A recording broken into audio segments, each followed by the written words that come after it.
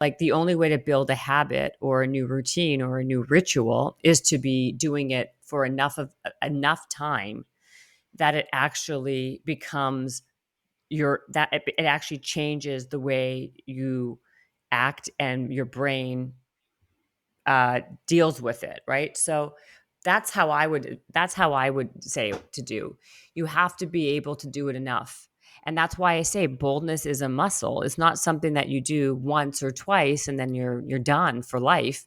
It's something that you have to consistently act upon over and over and over again.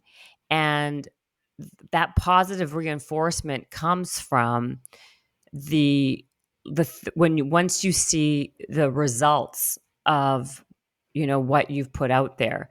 Now listen, the truth is you're not going to get everything you want by asking for it. Absolutely not. Like don't misunderstand what I'm saying. I think a lot of times we don't get what we want, but us putting ourselves in those positions where we at least stand up for ourselves and ask for it gives us a sense of satisfaction and confidence that we actually are trying and we're working towards the life and that we and like to doing the things that we need to kind of get the life that we want. Self actualize is another way I like to put it.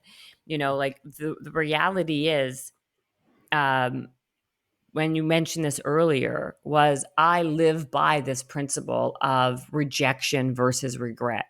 I would much rather be rejected in anything, give it a salad dressing, a date, a job, than not ever even attempting. The regret um, is way worse because rejection, it stings for a moment. Yeah, you're unhappy, you're upset, but it eventually subsides pretty quickly, right? And you forget about Mm. it. But regret lives with you forever, right? Regret, like you'll always think, like, what if?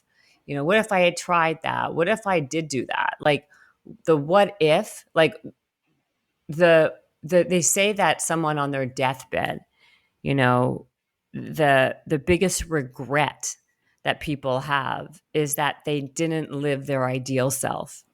They didn't live up to their potential. They didn't make an attempt to do and live the life that they actually wanted to. So I think about those moments all the time and think I I'll go for anything. I don't care about what if I get a no, a million no's, or if it doesn't work out. At least I know I can look at myself in the mirror and be like, you know what, Jennifer, at least you tried. Like at least you tried.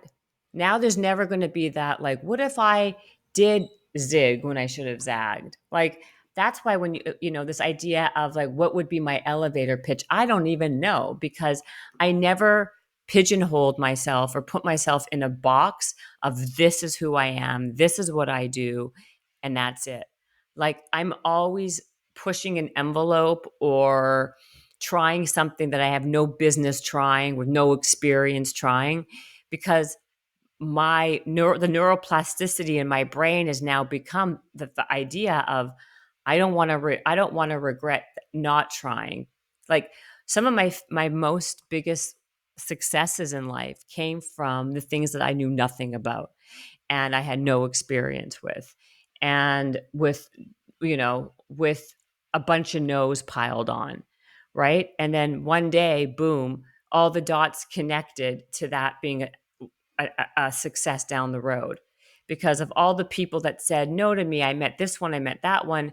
And then when it came my time to actually, have an opportunity, it came from those um, failures or non-opportunities, right? Because Mhm. nothing ever is in vain, in my opinion, right? Like a lot of my contacts I've met have been because of things that didn't work out.